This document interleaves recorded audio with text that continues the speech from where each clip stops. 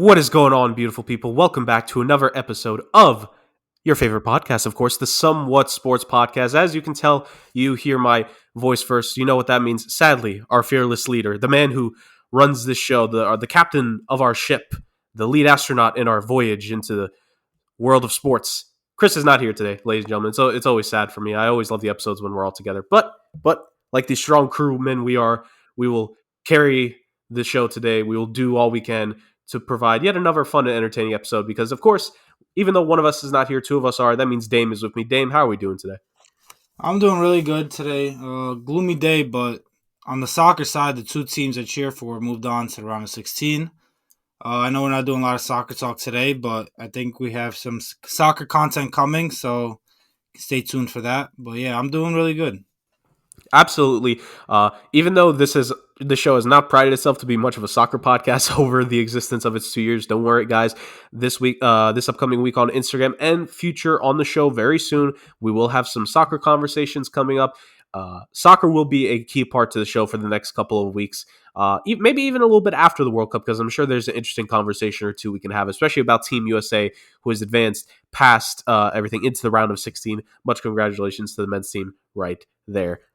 But like Dame said, not a lot of soccer talk today. It's actually going to be the other kind of football that we're talking about. Not football, but football, ladies and gentlemen, as we are going to be discussing a lot of quarterback talk in this episode, ladies and gentlemen. We actually have a fun little thing that, even though Chris is not here, his presence is still felt on the show. He actually gave us a very fun list to talk about. He gave us a list of teams that, just about all of us can agree on will most likely be getting a new quarterback by season's end. And he gave us those 8 teams, and me and Dame are actually going to rank those 8 teams from bottom to top, the best and most ideal fit for a quarterback from worst to best of these 8 teams. May even have a little bit extra quarterback conversation at the end of it, depending on things. And of course, we've been out. We missed last week because of Thanksgiving. Hope everyone had an amazing Thanksgiving. Of course, we will be giving you our crowns and clowns for the last 2 weeks as well. That being said, Dame, we ready to get rolling?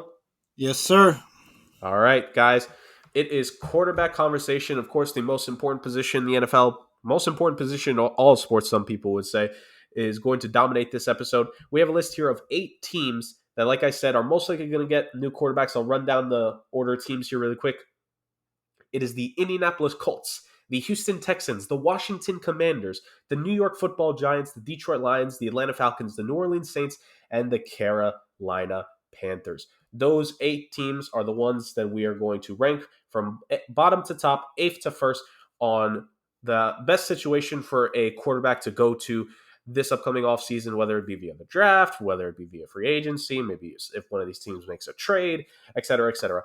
We don't really have conditions for our rankings in terms of when I say that, I mean the importance of certain aspects of the team. Is management important to you and what you think they could do, coaching, skill position, etc. All that is going to kind of fit into what the two of us think here, to say the least. So that being said, we can, and of course we're going to explain our reasons as we go about the list. So let's go from bottom to top, and I have a feeling on who number 8 is, but I don't want to spoil it for the people. So Dame, I want you to go first in this one. Who is your number 8, and why is it probably going to be us thinking about the same team here? So my number 8 is going to be the Texans. I think it's pretty easy here. They're just the worst constructed roster, I think, of the 8 teams we have listed. Starting at head coach, Lovie Smith, I just don't think he's a guy to lead a winning team, especially a rebuilding team. I think he's better off at this point his coaching career as a coordinator or something like that. But he's just not a guy that is a good head coach for whether it's a young quarterback coming in or a guy you trade for, because the team is still rebuilding. However, and then you go to the offensive line. I mean, you literally only have Laramie Tunsil, and I think they're better off even trading him and getting even more assets because of how many holes the team has. So their offensive line is brutal. They have a bright spot with running back at Damian Pierce, but I also don't think he's really a three down back. He doesn't really do much receiving work, and in this age of the NFL, you need a running back that can block, run, and receive the ball. So I think they might be going towards more of a committee, which means they have to draft another running back that kind of can do the things that Damian Pierce can do. And don't get me started on their wide receiver core. I mean, Brandon Cooks, I think, is a free agent after next year. He's probably going to get traded this offseason. And after that, you literally have no guys who can go make plays for you. Nico Collins, on a winning good team, at best he's a wide receiver 4, maybe 5, something like that, if he even makes the roster. No tight ends on this roster at all. So this offense is absolutely a complete joke. And obviously, although a quarterback doesn't play on defense, it's always good for a quarterback to have a defense that can kind of help him rest and not put so much pressure on him to score so many points. And man, this Texans defense is brutal. They have one safety. I forgot his name. I'm sorry, I'm forgetting, but he's pretty young and he's shown some flashes. And you also draft Derek Stingley at cornerback. But other than that, man, it is brutal. No pass rushers, no run stoppers, no linebackers. Like, it's a really bad defense. And then obviously going back to offense, that's really bad as well. So all that put together, from coaching to offense to the key parts of their offense to their defense, kind of keeping the pressure off a quarterback, it's just a really bad situation for any quarterback to come into. So that's why I have him last. Yeah, I don't blame you, and I said I agree for a reason. The Houston Texans are eighth as well from myself. You basically outlined it all there, Dame. You have a head coach who all do like Lovie Smith. He'll probably keep the job after this season because I don't think there's any reason to get rid of him after this year, and I have a reason for that here in a moment. But yeah, there's aside from Damian Pierce, there's absolutely nobody in that skill position group that it's like you could definitively say is worth keeping after this year. Like this entire team as a whole, we kind of called it a transition team after this year, or like going into the season. And man, there's a lot of transition. Like the wide receiving room is a bunch of cast offs. Even the running back room as a whole. They actually recently picked up Eno Benjamin, who he's another young guy that should keep in the mold, all things considered, for the future. But yeah, you mentioned it, Dame. Like just not a lot here. Like even John Mechie, who like they drafted with the unluckiness due to having to place him on the non-football illness list back in the offseason back in the offseason for that, like just nothing here worth keeping on this team. They have a lot of work to do, and especially the offensive line. I'm with you. I think they probably should trade Laramie Tunsil as well just to get something back. And that was my mindset, honestly, with a lot of the veterans on this team. I thought the Houston Texans would have been more active at the deadline because I thought it would have just been worth it to trade a lot of these guys, like a Jerry Hughes, who's having a pretty good season for himself. I figure you could have traded him for something, maybe a third or a fourth round pick, get a contender to overpay for him. I thought that would have been in the cards for the Texans, but clearly it was not. And I'm with you. And it's funny that we have them at eighth because, and this could be a conversation for another day, I personally don't have the Texans going after a quarterback this year in the draft because why would you submit a quarterback to this level of incompetence all around the organization? I think when you talk about a slow burn, slow build, I think the Texans need to spend at least the next 2 to 3 off seasons building up the rest of this team and then get a quarterback 2 to 3 years from now. And I'm not saying any specific names. I don't want to put out like any hype, but if you put any quarterback in this team, I'm not even talking about a rookie quarterback. I'm talking about a veteran quarterback. You put the top tier quarterbacks in the league right now on this team, no one can help this team, man. Absolutely nobody can help this team. This is the same team that ended up falling to a 4-win team when it was Deshaun Watson and DeAndre Hopkins still in that squad, if I'm not mistaken. So it's just bad. It's just really bad. Yeah, Houston at number 8 for the both of us. Not a shock. They've just completely fallen off. And like this roster is just like it's you said it best, Dame, when it comes to one of these guys, but a lot of these guys on contending teams are bench players at best. So yeah, just like you mentioned, that you don't think the Texans should go the quarterback route this offseason. I truly believe the same thing. I'm a firm believer, and you should always kind of build a foundation to bring a quarterback in, and instead of kind of bringing the quarterback and then trying to build a foundation.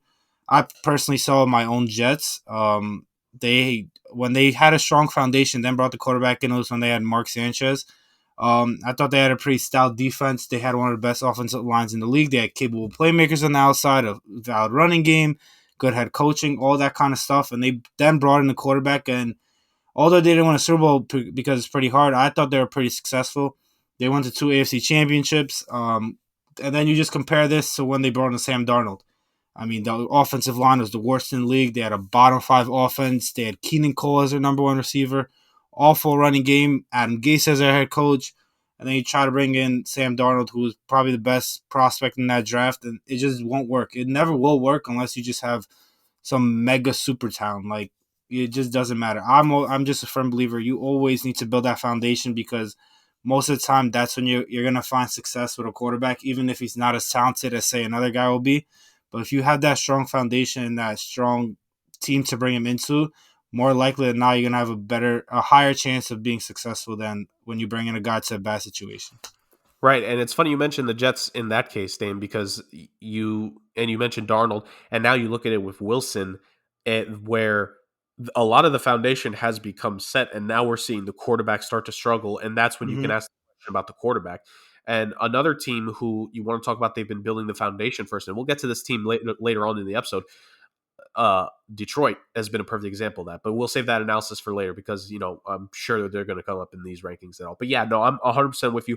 I really do think that when it comes to both sides of this, at the end of the day, the Houston Texans, we agree, they're just not set, and it would be cruel and unusual punishment to subject a quarterback to this in any which way. They got to give it a couple years because, like I said, you bring in even to your point, Dame, you bring in the most Jesus Christ, generational gifted quarterback here. I think like they're not going to do well with this team, and they're going to look bad, worse than what we think, and it's because literally nothing on this team is set. We've mentioned two Texans players by name, and we've already said one of them should probably get traded to get more like picks and value for the team. So what does that tell you about the Houston Texans? So just not a good situation in Houston. It's going to take a while for that franchise to rebuild itself, to say at the very least. Okay, that's where things kind of go up from here, ladies and gentlemen. So that was number 8. And as funny as it sounds, I feel like a lot of these teams here, Dame, are kind of jumbled up together. It just in regards to you have a lot of teams here who in recent seasons have found success, are falling on down times here, and a couple teams on this list actually that are doing pretty good this season for themselves as well. So really, I think the next 3 to 4 choices I think can go in any order. So that's what I find the most interesting for our next couple of picks here. My number 7, personally, and some people and again, consider the Texans, if we have to make it like a tier list, consider the Texans as like the lone deer team, D tier team. Any other team at this point is just going up for us, right? So in my opinion, my number 7, it might be a little bit tough for some people, might see some disagreement here, but my number 7 actually would have to be the New Orleans Saints. My thing with the New Orleans Saints, I had questions about this team going back into the preseason, how the offense would look like with Dennis Allen, and I felt that them losing Sean McVay was a bigger deal than a lot of people led on to believe, and I think we've seen that this season. I know Jameis Winston has been hurt. I know they've had to play Andy Dalton for the love of everything. I know that's not something easy to overcome, but at the end of the day, I just feel that the things on this team are not clicking. Offensively, the offensive line is good, so that's part of the reason why I wanted to put the preface of this is. I'm not saying that the Saints are on the same level as the Texans just because they're 7-8. What I'm saying is that they are a massive step above. All these teams are, but this is where we need to start splitting hairs a little bit here and there. And while I think the offensive line is set for this team, outside of Chris Olave, my thing is I doubt the future of this team very much, and that's part of the reason. And I know I'm splitting hairs here, and maybe you could bring up that question for maybe one or two of the teams I have up above them, but to me, Michael Thomas's future is very much in doubt. This could be the final season that he's on this team because injuries and in the locker room, I think that organization is about to cut ties with him. Alvin Kamara, to a similar extent, not being 100% this season, coming into the season with the off the field, incident that happened. We didn't know how long he was going to get suspended for, and just by the grace of luck, he hasn't gotten suspended. I think there's that. And outside of Chris Olave and what was supposed to be Michael Thomas, there isn't much offensive depth on this team. And I think for a young quarterback to walk into this situation, I think it would be a bit difficult than what we would be normally think of this team. If this was still Sean Payton there, I would have way more confidence. They would be way higher up. But I just don't see it with Dennis Allen in this team. I really don't. And even the defense as well. I know there's still some pieces. I know they invested heavily on the defense. I know the defense has come to play here and there. But again, some of the pieces are going to be a year older. And this has been a team that has been notorious for salary cap hell the last couple of years. I don't know what the cap situation is after this season. Could they lose another piece or two again? I think the Saints, yes, they are talented. And again, it's tough for me to put it, but I just think of the upside potential with this team. I don't see it. This is not the same Saints team that any of us grew up with. This is not Sean Payton being there. This is not the depth of weapons that they've used to have at various points of the organization. This just is not that team. And that's why I think, again, I'm not saying this is a terrible situation to go to. But I think compared to the rest of the teams we have on the list, I think there are a lot better situations for some quarterbacks to end up on this upcoming offseason. Wow, that's actually a really surprising pick for me because I'm not gonna spoil where I have the Saints, but that's just surprising to me. I'm just gonna go with mine. I have the Colts at 7. I just think since Andrew Luck retired, this organization as a whole has kind of been a shit show, from the head coaching to just overall player personnel and all that kind of stuff. I just think it's been a disaster. This team has been lost. I feel like they've been just trying to put a band-aid on this quarterback situation, and honestly on this whole team, and they're not either going on a full rebuild or not fully going in on a guy. So that's why I have them at 7. Their offensive line a couple years ago was probably the best in the league, but it's been pretty average, if not kind of below average in some games this season. They obviously have Jonathan Taylor, who's arguably the best running back in the league, but he's had his share of injuries, and we know how running backs, how quickly they could break down and start when they miss a couple games here. It goes into a big stretch of just missing games throughout their entire career. So that's something to watch out for next couple years to come. Their wide receiver core, I think, is god awful outside of Michael Pittman, and he's had his injury issues as well. And then, like, just don't get me started. The worst part of this team is their head coaching and the higher ups, even for hiring a guy like Jeff Saturday. That just shows you this team's higher ups, front office, ownership level just isn't in the right headspace. Because clearly, if you were, you wouldn't hire Jeff Saturday as your coach. I get he's an interim head coach just for the season. Then they're going to kind of reevaluate at the end of the year. But it's just not something you do if you want to kind of be seen as a competent organization. So just based off how they've been the last couple years, how they've been run, and the things they've done to kind of try to put this team together, there just hasn't seemed like a sense of direction that they have. I don't know what they've been doing. That's why I kind of have them 7, because when you kind of bring a new quarterback or a veteran quarterback, you got to have that stability in that organization from the top to bottom, and I just haven't seen that with the Colts since Andrew Luck retired. That's very fair there. I'm actually just going to go real quick because this actually leads into my number 6. My number 6 is actually the Indianapolis Colts, and this is why I mentioned that I think we're splitting hairs here with the next couple of teams that we have. And if you want to argue maybe the Colts should be lower on the list, I don't mind it at all. Like I flip flopped on the Saints and the Colts for myself personally. The reason why I have the Colts at number 6 just barely is that I think there's a little bit more stability when it comes to, if we're just talking about the roster itself. I think Jonathan Taylor still being there next season for sure gives them a lot of faith. I think Michael Pittman Jr. being the bona fide number 1 on that team helps a lot. I think, yes, I'm with you. The offensive line is not as strong as they were in previous years, but there are still some of the pieces there that were good. Now, we should put the context of like, we can kind of try to project roster turnover, but at the same time, we just have to stick with what we have. I think you have Kelly still at center. You have Braden Smith at right tackle. Bernhard Raymond, like, I'm just genuinely asking you, how has he been at left tackle this year? Like, I don't know. Like, there's definitely some improvement for this team, and maybe they'll find it in the offseason.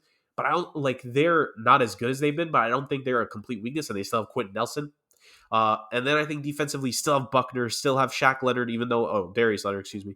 Or is it Shaq or Darius? What's the proper way to say it? Now Shaq Leonard. Shaq, he changed names to Shaq now. Right, It right, was Darius before. right. So Shaq Leonard still, even though he's out for the season, I'm not mistaken, or at least for like a Yeah, I good think he's portion out of for it. the year. Yeah, like him defensively still, you have Buckner, Kwity Paye, you still have that secondary, which does need a little bit of work, I will admit, but at least the front 7 can still do damage. That's why for me, between the Saints and the Colts, my thing is like with the Saints, I see them losing some pieces. I see guys getting older. I see some questions in the locker room. Whereas with the Colts, I think on the field, I don't have a lot of concern. I'm with you off the field and how it's been run. I can 100% confidently say Jeff Saturday should not be the coach after this year and will not be. The only question is who is going to be the head coach. And I'm not there's a reason why I'm not holding it against the Colts, because there is another team that I have here that is also going to be asking that question in a moment. But that's part of the reason why the Colts are not that higher up, because if the Colts if they had kept Frank Reich, or at least if we had a feeling that the organization was in great hands, they would be higher up. I think we could agree on that. But I think on the field, I'm pretty confident in them. Off the field, there are a lot of questions. And hey, maybe a couple months from now, when we do learn who their new head coach is, perhaps this will be decent pick, or it could be even worse than what we imagine. Who knows? So the Colts are my number 6 for me. Dame, I went just because it fit right Yeah, in. no, Dame, of course. who's your number 6? I'm gonna have the Carolina Panthers at 6. They probably would have been higher if they kept McCaffrey. Or they could have been higher if they traded a couple more assets to get more picks. But just based off the fact that when you're a rebuilding team like this, you lost your head coach, you obviously don't have a quarterback. The more picks you have, the easier I guess the rebuild would be, and the more attractive it'd be to a quarterback being drafted or whatever the case may be. But this team, I don't. They have their first, but I don't think they have a second round pick, or a third round pick, or something like. They before the Christian McCaffrey trade, I think they had 4 total picks in this draft, or something like that. I know they regained some of them with McCaffrey, but this team just has so many holes. Now, obviously, running backs a hole, quarterbacks a hole, the offensive line's a hole. The defense is a hole. There's many holes there. I know they still have Brian Burns and Derek Brown, guys like that. Jeremy Chin that they kept, but obviously, outside of DJ Moore, you don't have another capable receiver that you can trust. You don't have a tight end. You drafted Icky this draft, so he's been pretty solid this year. But you still have so many holes. You still don't know who your head coach is going to be going forward. And like I said, you just don't have the draft capital to kind of make this rebuild a 1 or 2 off season thing. I think this is going to be more of like a 3-4 year kind of rebuild. It's going to be tough for whatever GM or coach comes in. So just based off the lack of assets the team has to kind of expedite the rebuild, that's why I have them pretty low. But they still do have DJ Moore. That's kind of something that a team like the Colts or Texans can't say. Or some of these other teams on this list, they don't have that true number 1 receiver that you could just give a quarterback, a young quarterback, or a veteran quarterback coming in. But yeah, I have the Panthers at 6. Okay, this is starting to get really funny. This is almost similar to what happens with you and Chris on this because I actually have at number 5 for me the Carolina Panthers. This is absolutely hilarious. So when it comes to the Carolina Panthers and why I have them at 5, this is part of why I didn't necessarily hold it against the Colts as for who their new head coach is because obviously we have to wait and see on who the Panthers' next head coach is going to be. But I feel like the organization should hopefully make the right choice in terms of who the next coach will be, aka the complete opposite of Matt Rule. I'm not talking about it should not be an offensive minded guy, quote unquote. I more so think just the personality, his ability to lead a locker room. I just don't think Matt Rule was cut out for the NFL in general.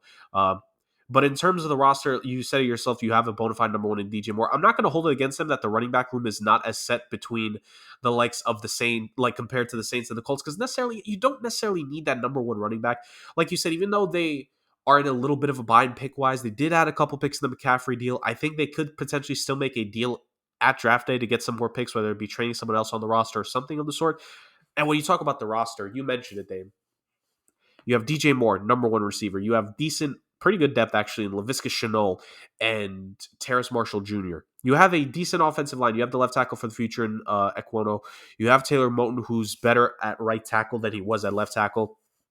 You have decent interior. Maybe you could stand to improve that, but I think the interior is fine.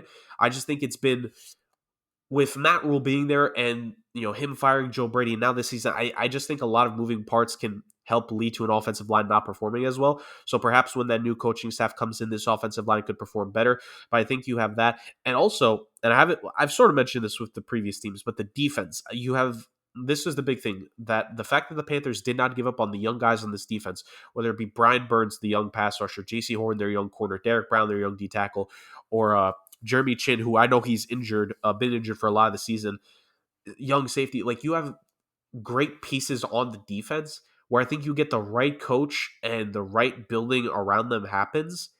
I think you're in a really good spot. Unlike, and this is why I give them a slight edge compared to the Colts and the Saints, there's more youth on this team that I'm way more confident about compared to those two teams where there's some aging parts that could be leaving soon, where there are guys on contracts who could be out soon. That's not the case with the Panthers. I really like their upside. I just think the problem has been these last couple of years, they've had less than sensational quarterback play from less than sensational quarterbacks, to say the least. So I got to run with the Panthers are number 5 for me because I really do believe that the pieces are there for this team. And I think the right quarterback will really bring them over the top. And if they get the right coach as well, I think it's a lot of high potential there for the Carolina Panthers. I think For me, the difference between them and the Saints and the Colts is their ceiling to me is extremely high for of what could be done with the quarterback going there compared to the other two teams. Yeah, of course. So I'm gonna go with my 5 and 4 because I just had them so close to each other that I'm kind of gonna compare them. So I'm gonna go with the Commanders at 5 and the Giants at 4. It was so close. It's such a coin toss between these teams because I think it's so close. Um, so with my 5, I had the Commanders. With them is just they do have that number one receiver in Terry McLaurin. They have guys like Curtis Samuel and Jahan Dotson that they drafted and they are explosive playmakers. You do have, in my opinion, a set running back in Antonio Gibson and Brian Robinson. You have that 1-2 punch. My thing with their offense is their offensive line. And I truly believe that there's nothing more important to a quarterback on the offense than an offensive line. Um, you see how young quarterbacks get rattled really easily, but when you can make them comfortable in the pocket, and trying to go through their reads, that's so much more important than getting a guy who can catch a 50-50 ball because if the wide receiver is open and the quarterback has time and is comfortable in the pocket, he's going to find that guy and give him a ball that's going to be really hard to drop. So I think that's really important. That's where I think the Giants have the edge. I think their offensive line has been stellar this year. Andrew Thomas has arguably played like the best left tackle in football. Um, I off the top of my head, I can't name you the rest of their offensive line, but they've been playing really well the entire season. That's why Daniel Jones at times has looked pretty comfortable, and how Saquon Barkley has kind of had a comeback year. However, with the Giants, question for them obviously is wide receiver. I mean, when you employ Kenny Galladay and Darius Slayton as your 1 and 2, like it's pretty hard to argue to bring a quarterback in. But like I said, they do have Saquon Barkley, which I give the edge over the Commanders too, of course. And that offensive line, I just think is so much more stout than I guess I'd do Washington's wide receivers compared to their offensive line. And then when you go to their defense, let me go to head coaching because head coaching I think is pretty even, honestly. I love Ron Rivera as a coach, and I love Brian Dable. I really wanted the Jets to hire Brian Dable, and they were kind of searching for their head coach. I think Brian Dable has been incredible for this team, just the energy and passion he shows, and how much he's even made Daniel Jones not look like the bum he is. I think that's going to do wonders for the next quarterback. Of course, we saw what he did with Josh Allen. And then Ron Rivera, of course, veteran head coach. He may not be the offensive superstar-minded kind of head coach that you see in the NFL nowadays, but he's just a good veteran leader to have in your locker room. And I think whatever quarterback you bring in is going to respect him and kind of grow with that. But then also when you go to defense, I think Washington's defense has really fell off the past couple of years. A couple of years ago, you could argue they were the best defense in the league. Now you have Chase Young come back from a knee injury last year. They still not recovered from. There are complications with that. Just other parts of it. The secondary has been awful this year. Just so many inconsistent parts on this defense. Makes it kind of iffy. Compared to the Giants, who've had one of the best defense in the league this year, in my opinion. Dexter Lawrence has played like an all-pro kind of player on the interior line for them. Kayvon Thibodeau, when coming back from injury, has been an absolute stud. The secondary has played great this year. This defense is just overall played really good this year, and it's just picking hairs with these two for me at 5 and 4. But just because of how much I personally think an offensive line is important to a QB, and the fact that I think the Giants defense is so much better than the Washington defense, I'm going to lead with the Giants at 4 and go with the Commanders at 5. But I think these two situations aren't as bad as I had with the Panthers, Colts, and Texans, but I just think it's picking hairs with these, so you can go either one.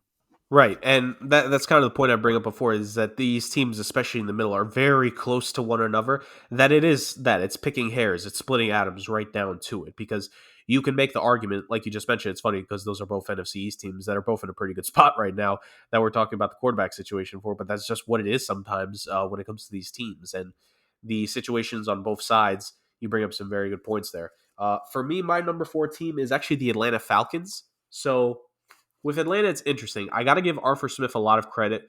He's had them be a lot better than I thought they would be each of the last 2 seasons. They were, I think, 7-10 last year in his first year, and now being 5-7 at one point being the lead in the NFC South, essentially vastly overperforming compared to what I believed. And there is Drake London there offensively as the bona fide number one option for the future. There's Kyle Pitts, who I know he's out for this season, for the rest of the season, but for the future, again, had 1,000 yards his rookie season. And I think he's had a down year this year, but I think he'll be ready for a big third year. I think it was just a sophomore slump for him. And just, I think teams figured him out. And once you get figured out, if there's an adjustment period that's needed, I think there's that. I think you have some good offensive linemen there. You have the left tackle spots situated with Matthews. You have Chris Lindstrom, who, by all intents and purposes, has been one of the best guards in the NFL this season. I think he's been highly rated by just about every single metric on like Pro Football Focus and sites like that. He's been absolutely phenomenal. The rest of the offensive line, I want to say, has been performing well, but aside from those two, like I'm not saying anyone's been bad, but I'm not saying anyone's job is fully secured. I could see the Falcons maybe going after offensive line within this next offseason. My only thing that holds this team back, it's two things. Number one, Arthur Smith, while I've given him the credit, I still want to see a little bit more and see what he can do when he gets their eventual quarterback in. Because I got to assume that they're going to bring in the quarterback this season. Like, I think, unless, and this maybe depends on the result this upcoming weekend, but is Desmond Ridder finally going to get his time to shine? Is he going to get in the lineup? I'm not sure. But the big thing for me is the defense. I just don't see a lot of pieces on this defense. And when it comes to that, I think we talk about the balance of teams, we talk about the offense and defense. And I know with quarterbacks, it is mainly the offense, but the defense does matter. And this is the thing. The offense on this team can be so explosive. There's so much potential, so many good things, that them not having all the pieces I wish they did on defense makes them number 4 for me. That's how highly you should think of the Falcons. But there's just not enough on the defensive side of things on this team to make it a complete roster, which is why I have them slightly handicapped in being at 4. But again, kind of to your point, Dave, compared to the rest of the teams, like the 4 I have above them, I think easily better than the Texans. Things on that team that I like more than the Saints, things that I like more than the Colts, and things I like more than Panthers easily. I think there's a lot to like on this team, even though Cordell Patterson is not the ideal number 1 running back you'd want to have. Still a guy that can help out, can be a weapon, can be a support piece for a quarterback coming in. And again, you got London, you got Pitts. If you improve that depth a little bit, man, I think the Falcons could actually be scary for maybe not next season, but the season after. I think the Falcons team, there's something building there, and that's all you could ask for a team that has had to let go some of its franchise pieces over the last couple of years. Think about they let go of Matt Ryan. Think about they let go of Julio Jones each of the last 2 off seasons. The fact that we are singing praises about the Falcons, because obviously you haven't mentioned them yet, Dame, so they're in your top half as well. Like, there are good things brewing in Atlanta, and that could pose pretty well considering what the Bucs have looked like, and maybe the future of the NFC South could be going back to the ATL, to say the very least. Yeah, so you had them as your 3 or 4? My number 4. 4. Okay, so I'm gonna go with 3. I have the New Orleans Saints at my 3. I know you had them pretty low, but here's my reasoning. I think they have star receiver in Chris Olave, a true number 1. I think he's going to develop into. He's arguably been the best rookie receiver in the draft class this year. Michael Thomas, they might cut ties with. I'm not sure, but even if they keep him around, he's kind of good veteran to have on the outside. And Jarvis Landry, I think, is a great slot receiver. Obviously, you have Alvin Kamara, who's a top 5 running back when healthy in the league. I think their offensive line is stellar as well. I know they lost Armstead this year, but they still have Ruiz, Eric McCoy. They have Ryan Rokowski, something like that. I forgot his name. He's arguably the best right tackle in the league. And that defense, I think, is really good as well, especially when they play home. You see the fits they give to guys like Tom Brady. That defense with Cameron Jordan wrecking havoc on the defensive line. DeMario Davis flies around the field. I still can't believe the Jets cut him twice. I mean, whenever I watch Saints games and the defense is making a play, it seems like DeMario Davis is always around the ball. In the secondary, of course, you have Marcus Williams back there. Not Marcus Williams. You have Marshall Lattimore, and I forgot their other safety. I think Malcolm Jenkins is back there as well. The defense is pretty stellar as well. The only thing that kind of concerns me about the Saints and why I didn't have them at 2 or even 1, their cap space is extremely tight. They also don't have their draft pick this year. That's gonna suck. So they might even have to go a veteran quarterback route. But as a veteran quarterback, I think you'd absolutely be interested in coming to New Orleans. And New Orleans has always been a place where players love to play. You obviously play in the Dome too. The weather's great out there. And like I said, I think they have a team ready to win now. Not to mention, I forgot to mention the tight end Jawan Johnson has been a stud this year. He's been really impressive. So it's just another kind of weapon to add to that offense. But like I said, the only thing that concerns me and why I didn't have him maybe a little bit higher or maybe more optimistic about them is their cap space. Seems like they've been cap space hell for the last few years now, but it seems like the general manager each and every offseason is just a master at manipulating the cap and kind of getting out of it. So that's I like the Saints as a destination for a QB, but it's still a little concerning because they really can't improve anything outside of the draft, and they just don't have a first round pick this year. Yeah, and you mentioned I kind of forgot to bring it up when I had them so low, but yeah, that lack of a first round pick, and it's going to be a high first round pick too. Like we're going to have a lot of interesting conversations when it comes to what the Eagles could do around draft time with that pick, because man, did the Saints end up giving them a real gift in that trade last year for sure. I definitely don't blame you. Like I said, when it comes to the Saints, there is a lot that I like, but just and I mentioned it, but the cap space and the potential that there could be just more roster turnover. Like to me, at some point, you're gonna hit a wall, and maybe that was this season. Maybe next year it'll be better, but you're gonna hit a wall where all the roster turnover is going to visibly affect your team as a whole. And that's part of the reason why I have them so low, is because they're not in the most ideal situation personally, in my mind at the moment. In regards to that. But there's definitely still some pieces there. Like you mentioned, Chris Olave is the number one receiver for the future for sure. Thomas and Kamara, I know I was speculating a bit, but at least with Thomas, like it's just, I think all intensive purposes are pointing to them just releasing him. I don't think he's long for the organization anymore. So that's why I had him lower. But I don't blame you for having them up there, because just again, on paper, if we only had to consider the on the field product, I also would have had the Saints a lot higher on my list personally, because I think there is still plenty there for them to work with as well. Now, funny name. My number 3 and 2, very similar to what you did at 5 and 4. Two teams I had very close to one another. I got the Washington Commanders at 3, and I got the New York Giants at 2. Now, is part of that because of the success they've had this season? Maybe. Okay. Yes, it is. The reason why I have the Commanders at 2, just sweet Lord above, the depth that they have. You have a 1-2 punch in Gibson and Robinson Jr., who are thunder and lightning. You have the wide receiver depth of Terry McLaurin, of Curtis Samuel, who can also do a little bit of the running game as well. Like he's a he's a Swiss Army knife as a weapon in terms of what he can do offensively. You have Jahan Dotson, who everyone criticized that pick. Be as loud with your apologies as you were with your criticism, because Jahan Dotson's actually played pretty well for the Commanders this season. And even Diami Brown as your number 4 receiver as just a straight up vertical deep threat. Like, that's a very good wide receiving room. You still have Logan Thomas as a tight end. That defense has really performed well the last couple of weeks, and you have the stability in Ron Rivera, who I have criticized him in the past, and I'm sure if we had done an episode about coaching hot seats halfway through the season, he probably would have been on there for us.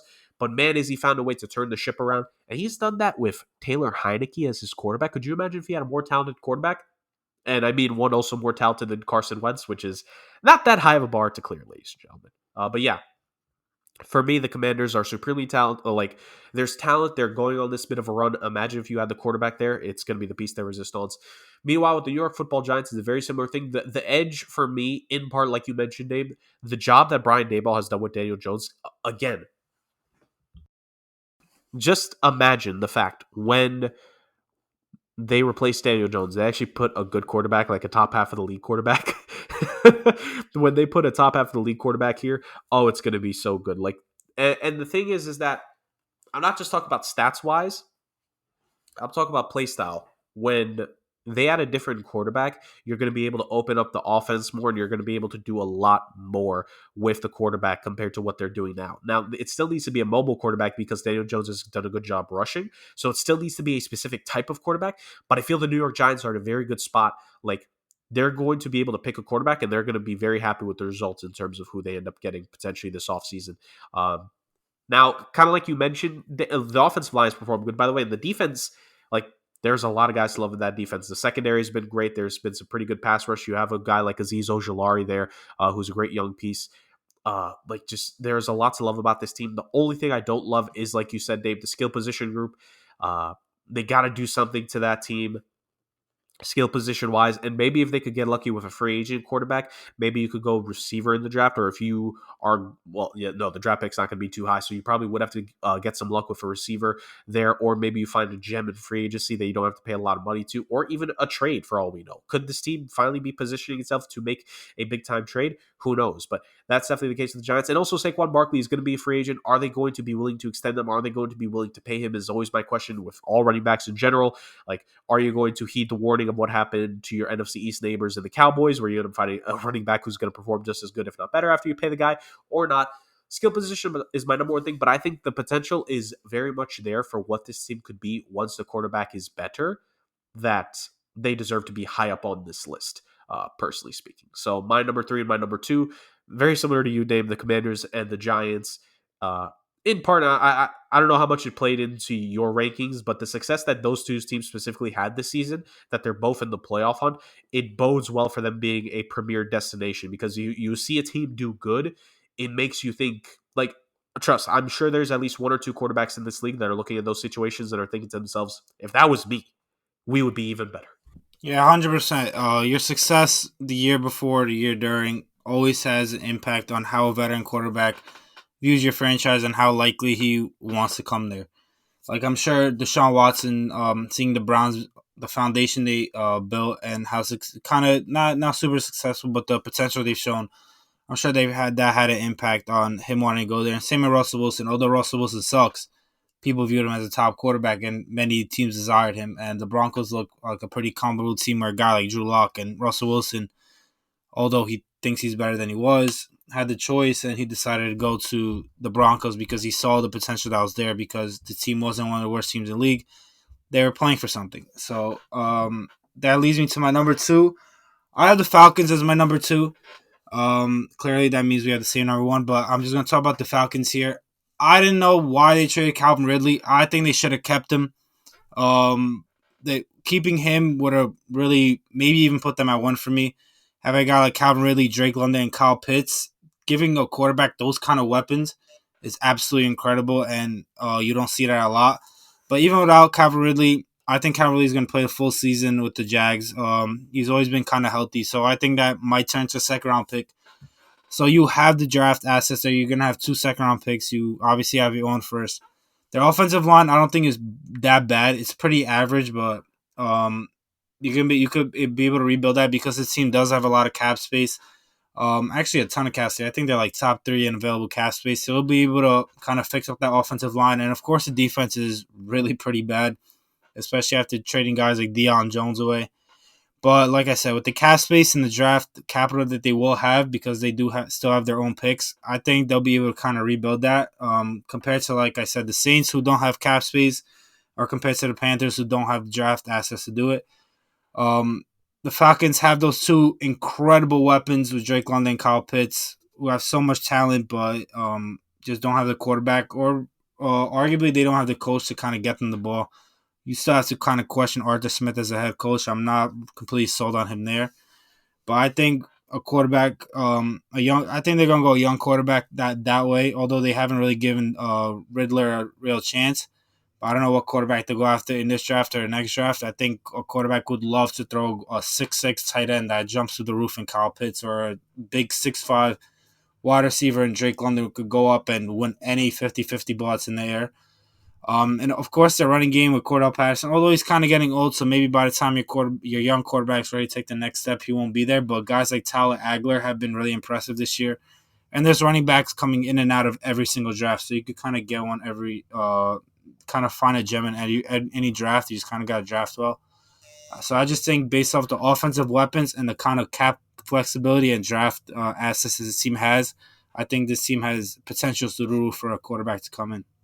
Yeah, I definitely don't blame you. There's a reason why I had him in the top half as well. Like, this Falcons team just has all the potential in the world. Especially, Jesus Christ, Drake London and Kyle Pitts. You want to talk about winning jump balls. You want to talk about 50-50 balls right there.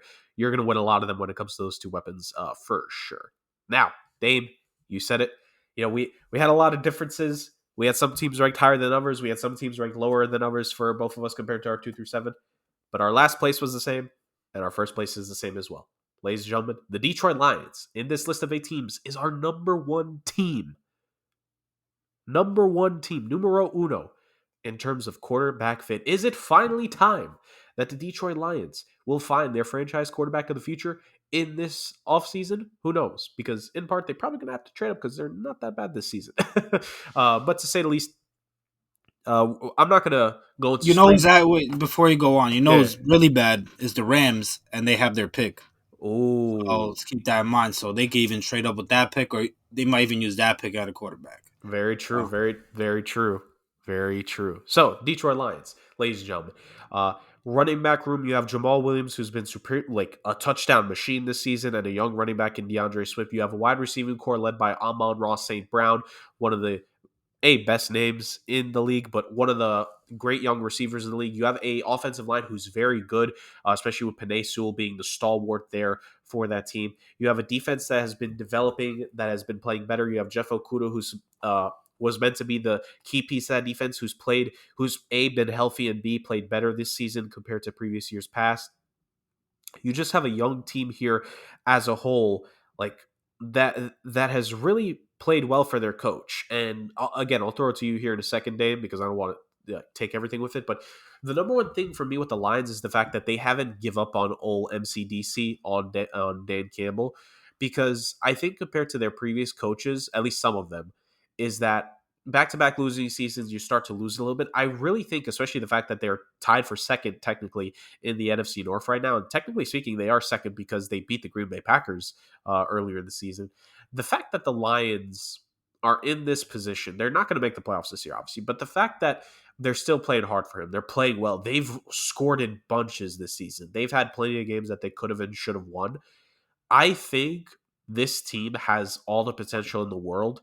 Like, I knew this year wasn't going to be the year that they would actually make a real breakout, but I think we could start talking about them in terms of next season and what that breakout could be, because this offense has all the pieces in the world. Now it's the defense. I know I mentioned Jeff Okuda, and he's been like probably one of the few bright spots. That defense still needs a lot of work, but man, the potential this team has, and if they can add that quarterback as well, including improving the defense at least just a little bit, get a couple other starters in there, you got a lot of potential for Detroit to do some damage in 2023. So those are some of the reasons why they're my number one. Dame, finish it off. The Detroit Lions are our number one team. I'm sure even if Chris was here, he would agree with us. So let's just assume that they're also his number one. Why are the Detroit Lions the consensus number one pick for this podcast as the best situation for a quarterback after this season? so yeah, obviously we have them number one. I think they kind of would have ran away with this even more if they kept TJ Hawkinson. I think I would be able to find a hole in this offense. But obviously, Ahmad St. Brown, a stud wide receiver. I don't think he's kind of that outside stud wide receiver that you put on the outside. I think he's more of a slot guy. But one way or another, the guy gets open and the quarterback's going to find him, and he's going to make things happen with the ball in space. But we can't forget about their first round draft pick in Jameson Williams. He hasn't played this season, but people have compared him to Tyreek Hill, and he's a lot taller than Tyreek Hill is, but he has the same kind of speed, same kind of hands, and he's super explosive. I've watched him at Alabama, of course, so I'm really excited to see him play. I don't know how much playing time he'll get towards the end of the season, but he can add a whole new element to this offense. Like I mentioned, Mod St. Brown's more of a slot guy, kind of uses the middle of the field. But Jameson Williams is that guy that quarterback could throw the deep ball and he could take the top off the defense.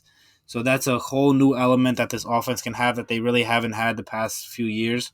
Honestly, since Megatron, I can't even name you a kind of speed wide receiver that takes the ball at the top of the defense that played for Detroit. Obviously, their running game has been great. I think they don't use DeAndre Swift enough, but Jamal Williams has been just so successful at the goal line. Just kind of got to ride with the hot hand. But eventually, I think as the next couple of years go on, they'll start to use DeAndre Swift more. And of course, he'll be more healthy, I think, too. I think this guy's super explosive. All you got to do is get this guy in space, and he's going to make so much things happen. And their offensive line, man, I mean, this arguably has been the best offensive line in the league this year.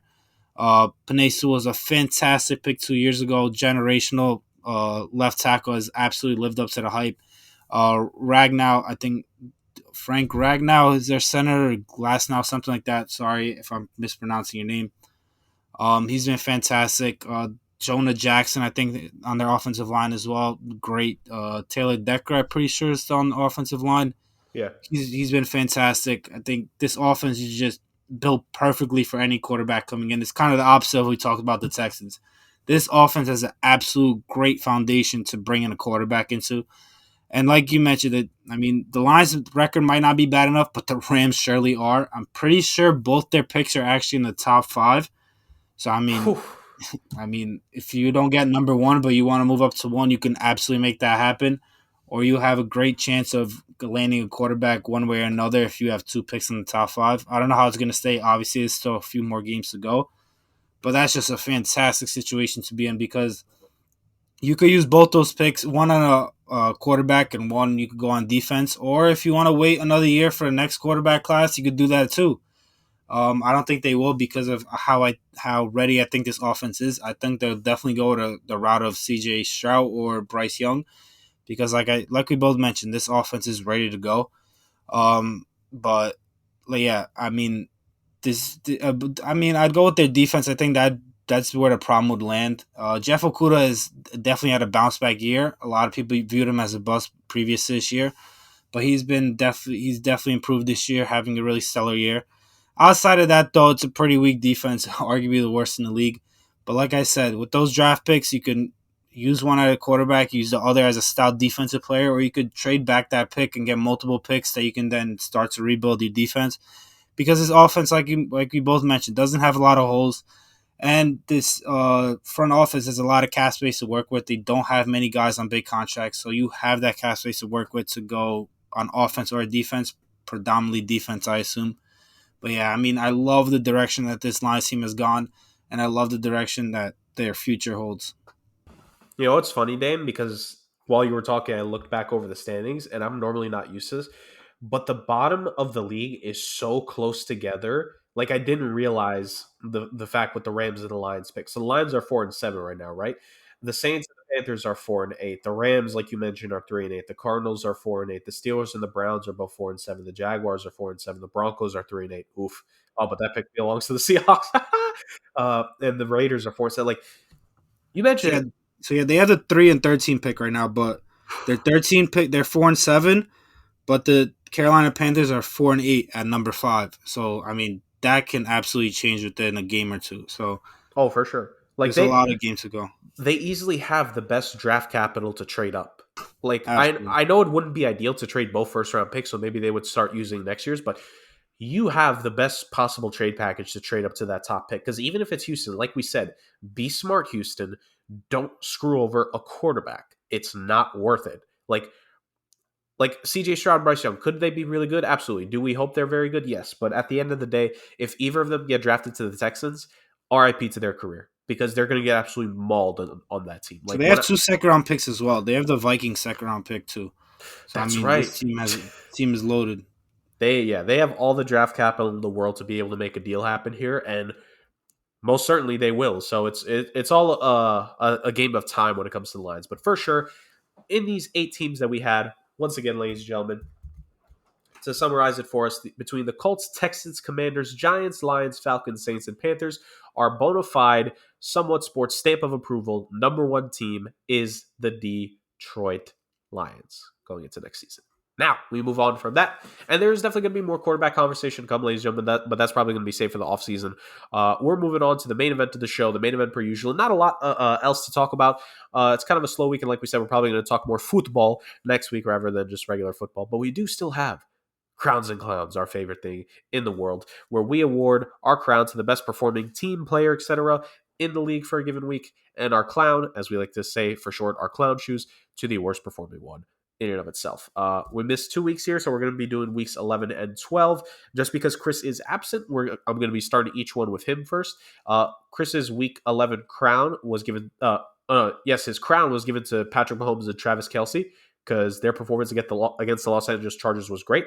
And his week 11 clown was Zach Wilson. So, He steals my shit all the fucking time. oh, man. All right. So, to give you some time here, Dame, because I actually have my clown ready just in case. And really, we always change the name on a week-by-week basis, so But my Week 11 clown easily goes to Cliff Kingsbury and the Cardinals, but mainly Cliff Kingsbury. This dude is getting fired by the end of the season. I know Kyler Murray was hurt, but 11 points against the San Francisco 49ers.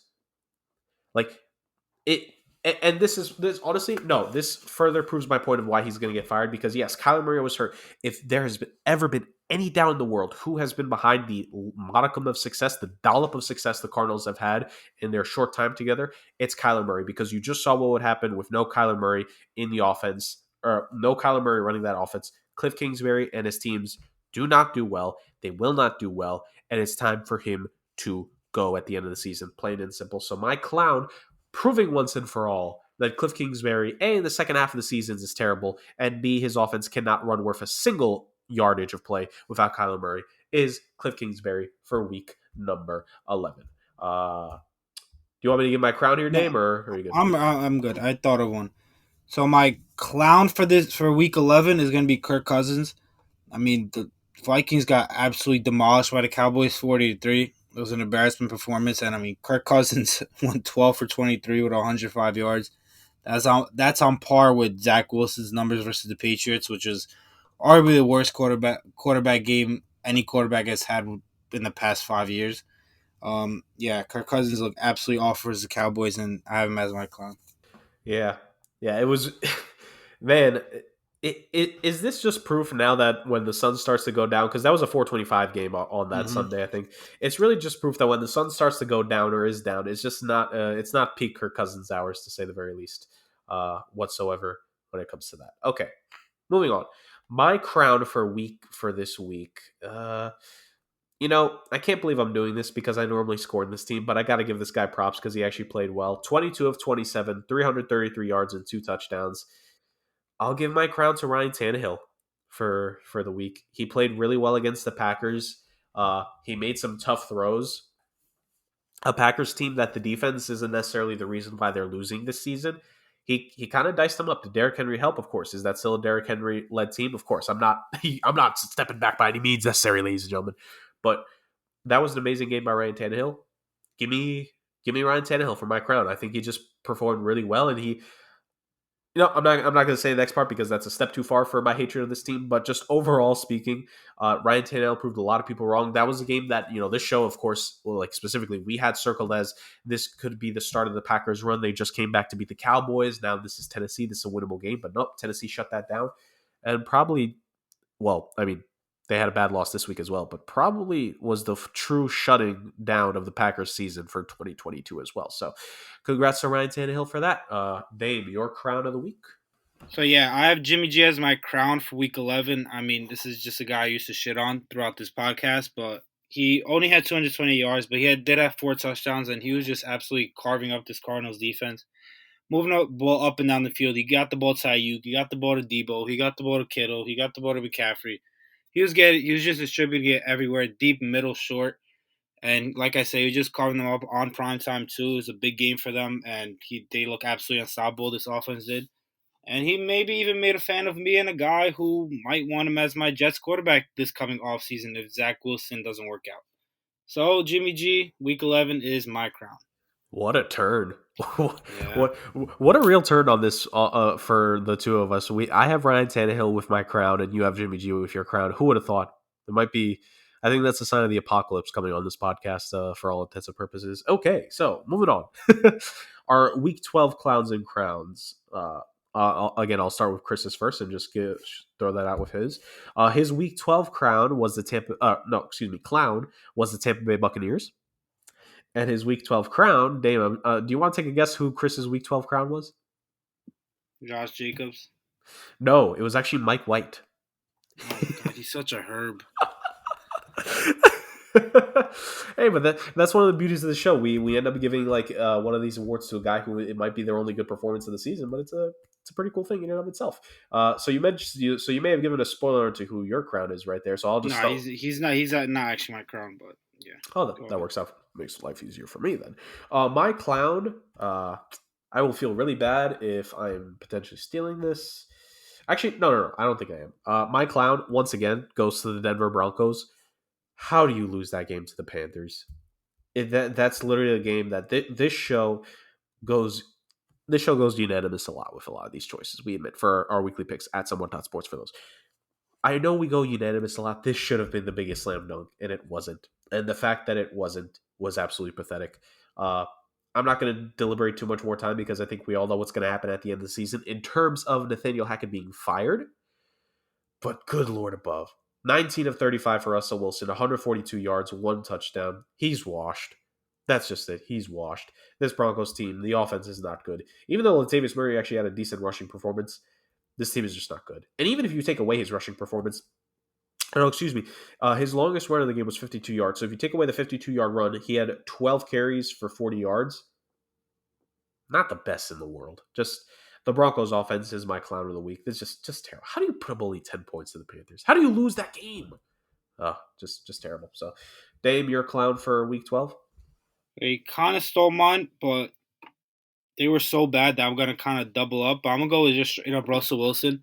I don't think he has enough clown graphics on this podcast, so this definitely deserves this. Even if you have just the Denver Broncos as a whole, I mean, the guy had 10 points against the Carolina Panthers and only threw for 142 yards. And there was a viral clip of his defensive player getting in his face and kind of showing him out. I think that was incredibly showing of how awful this guy is and how this team just doesn't believe in him.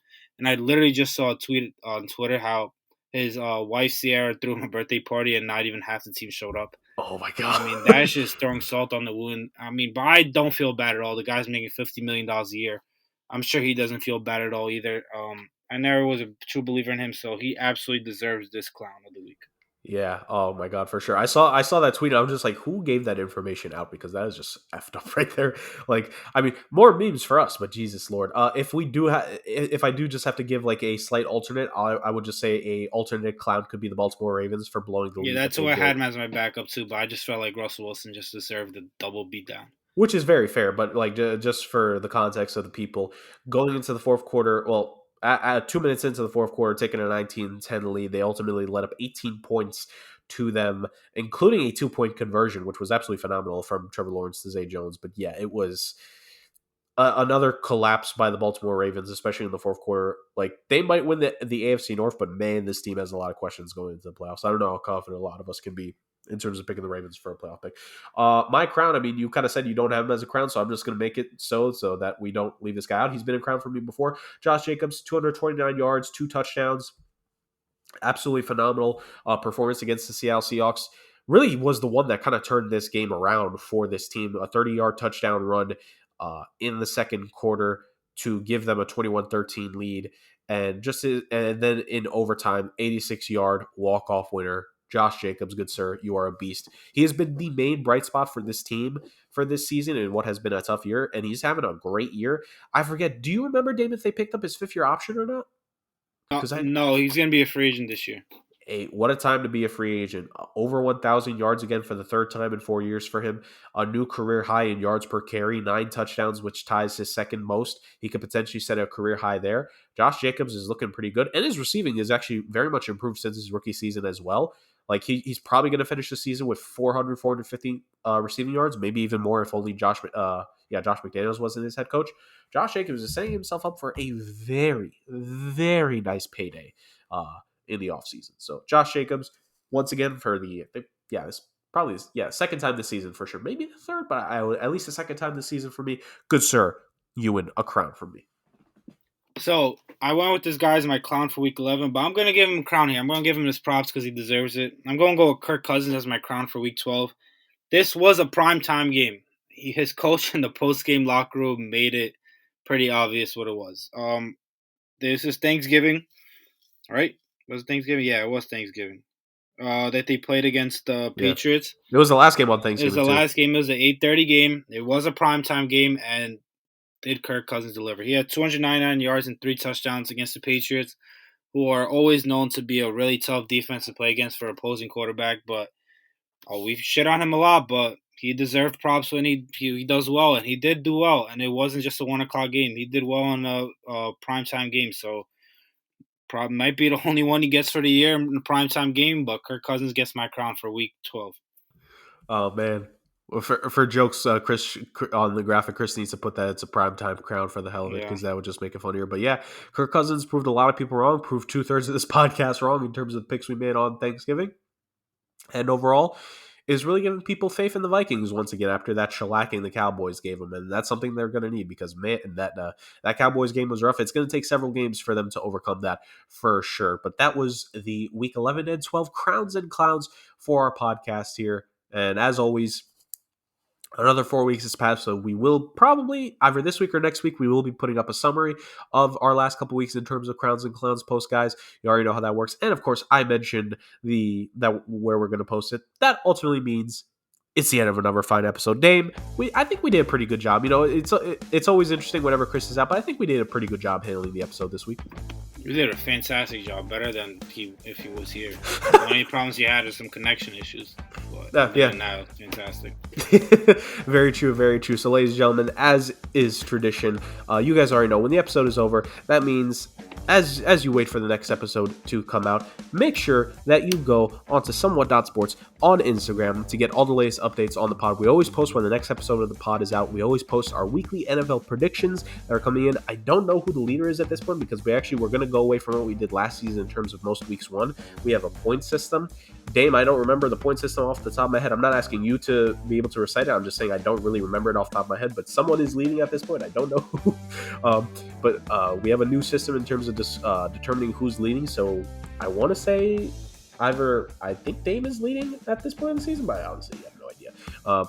But we will continue posting our weekly picks, and of course we will post our playoff picks as well on the Instagram page, just like we were doing last year, and of course talk about the NFL playoffs on the pod because it's the NFL playoffs. That's kind of what this podcast was built off of, that drafts.